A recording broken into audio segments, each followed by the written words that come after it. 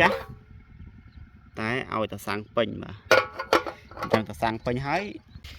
គឺវាហ្នឹងហើយដែលតែងតែជូនខ្ញុំទៅដល់គ្រប់ទីកន្លែងក្នុងការថតវីដេអូជូនទៅកាន់អ្នកមើលទាំងអស់គ្នា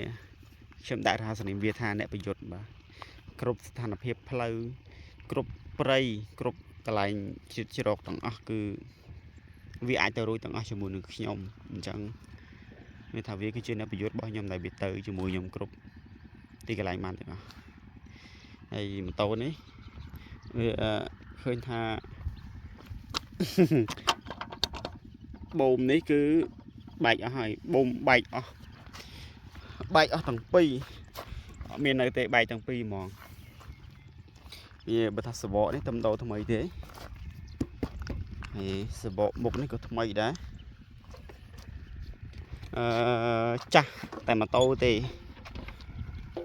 ម៉ូតូចាស់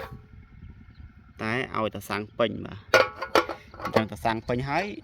ទៅដល់ណាក៏ទៅដល់ដែរចេះនេះគឺជាហៅថាភូមិថ្មីនៅខាងភូមិខាងនេះ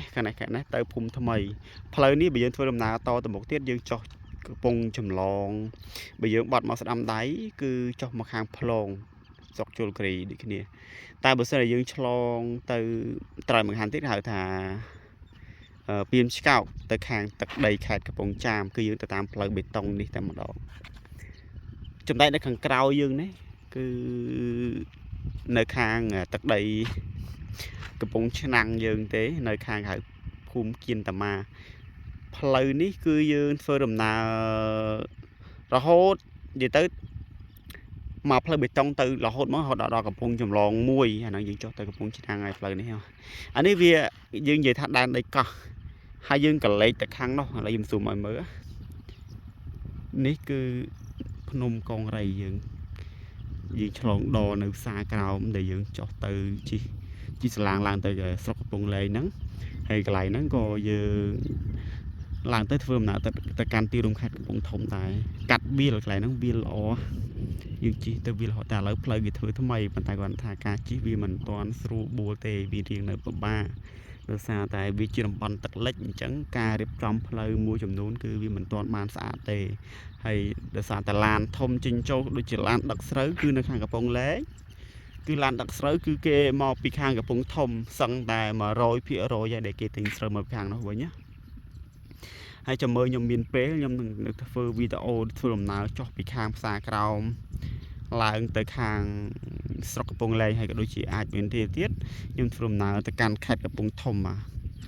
ទធ្វើដំណើរជាមួយអ្នកប្រយុទ្ធខ្ញុំនេះតែម្ដងបាទហើយទៅទៀតរៀបចំឲ្យស្អាតហើយវីដេអូខ្ញុំមានតែប៉ុណ្្នឹងទេចង់ឲ្យខ្ញុំធ្វើដំណើរទៅណាទៀតក៏អាចខមមិនមកនៅក្នុងទឹកដីចិត្តហ្នឹងព្រោះអានេះប្រហែលជាត្រូវរៀបចំស្អាតបានអាចយើងទៅដល់ខេត្តផ្សេងបានព្រោះវានៅស្ទើណាស្ទើបូមអត់ទាន់មានកញ្ចក់មានអីទេបាទអញ្ចឹងអរគុណពុកម៉ែបងប្អូនចំពោះការគាំទ្រហើយបើសិនជាពេញចិត្តវីដេអូរបស់ខ្ញុំបាទកុំភ្លេចជួយចុច Subscribe ក៏ដូចជាចែករំលែក Channel នេះទៅកាន់អ្នកដទៃម្នាក់មួយផងដើម្បីជាការលើកទឹកចិត្តរបស់ខ្ញុំសម្រាប់ការធ្វើវីដេអូបន្តទៀតអរគុណ